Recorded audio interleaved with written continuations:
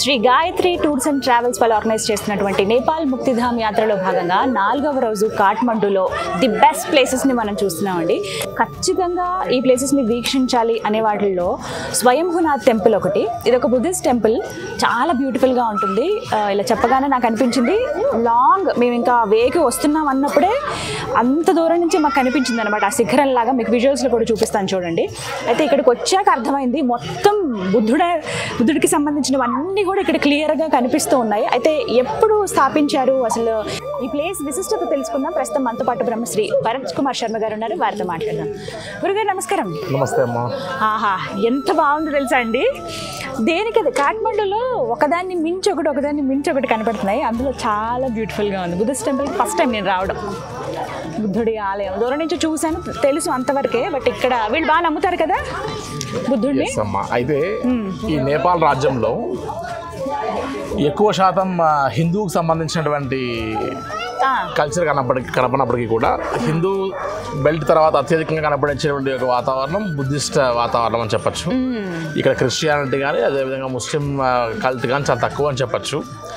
కాబట్టి నేపాల్ రాజ్యంలో ఇటు హిందూ టెంపుల్స్తో పాటు బుద్ధుడికి సంబంధించినటువంటి ఒక ఆనవాళ్ళు, అటువంటి ఒక స్తూపాలన్నీ కూడా చాలా ఎక్కువ కనపడుతూ ఉంటాయి.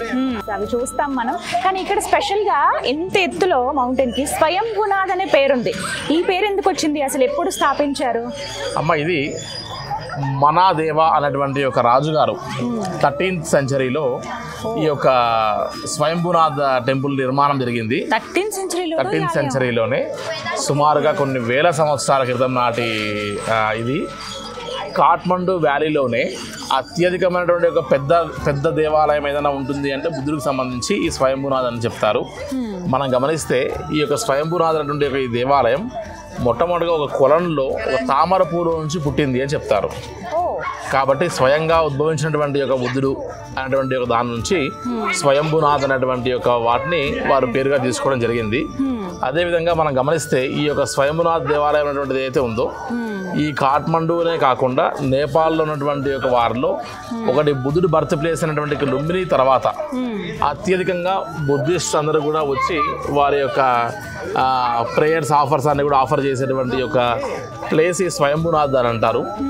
నేపాల్ యాత్రకు వచ్చినట్టుగా ప్రతి ఒక్కరు ఖచ్చితంగా దర్శించుకోవాల్సినటువంటి వాటిల్లో ఈ స్వయంభూనాథ్ బుద్ధ టెంపుల్ కూడా one of the best place అని చెప్పచ్చు.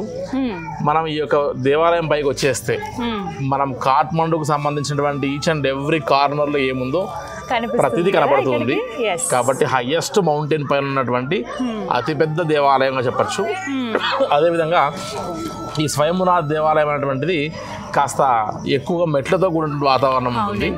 కాబట్టి ఎక్కువగా ఫారినర్స్ కూడా చాలా మంది వస్తూ ఉంటారు. బుద్ధుడికి సంబంధించినటువంటి నమ్మేటువంటి ఒక ఆచారంలో ఉన్నవారు ఖచ్చితంగా ఇక్కడికి వచ్చి దర్శనం చేసుకొని వెళ్తారు. కాస్త మెట్లతో కూడిన వాతావరణం, కనీసం ఒక 350 మెట్లు ఎక్కేటువంటి ఓపికన్న వారు తప్ప అందరు ఇక్కడ రాలేరు. అదే విధంగా మీరు ఇందాక చెప్పినట్టుగా చూసుకున్నట్టుగా ఇక్కడ ఎన్నో సంవత్సరాల నుంచి ఎంత పెద్ద అరణ్యం, ఇదంతా మొత్తం కూడా ఒక అడవిలాగా ఉండేది. కాబట్టి ఈ ప్రాంతంలో ఎప్పటి నుండో కోతులు ఇవన్నీ వానరులు అన్నీ కూడా సంచరిస్తూ జీవిస్తుండేటువంటివి. ఆ సంతత ఇప్పటికి కూడా అట్లే ఉంది.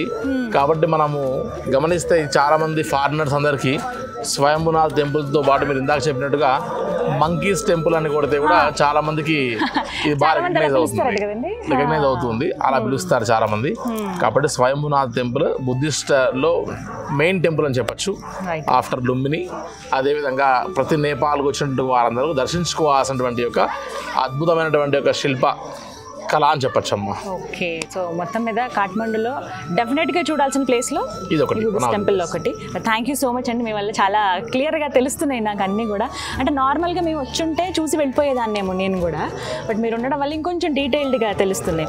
ఎవరు స్థాపించారు ఏంటి ఎప్పటి నుంచి. 13th సెంచరీ అంటే మాట్లాడారు. థ్యాంక్ యూ సో మచ్ అండి. నమస్కారం. సో విన్నారు కదా 13th సెంచరీలో నిర్మించినటువంటి దేవాలయం. ముందుగా ఒక కలవపు తామర పువ్వులో ఇలా బుద్ధుడు పుట్టారు, అందుకనే స్వయంభూ అంటారట ఈ టెంపుల్ని. బట్ అప్పటి నుంచి అలా డెవలప్ చేసుకుంటూ వచ్చారు. ఇంత పెద్దగా డెవలప్ చేయడం అంటే మాటలు కాదు, చాలా బ్యూటిఫుల్గా ఉందండి. కాఠ్మండూ వస్తే అంటే నేపాల్ టూర్లో భాగంగా కాఠ్మండూ మీరు రావాలనుకుంటే వస్తే కనుక డెఫినెట్గా మీరు విజిట్ చేయండి. చాలా బ్యూటిఫుల్ ప్లేసెస్, అందులో ఇది కూడా ఒకటి స్వయంభూనాథ్ టెంపుల్.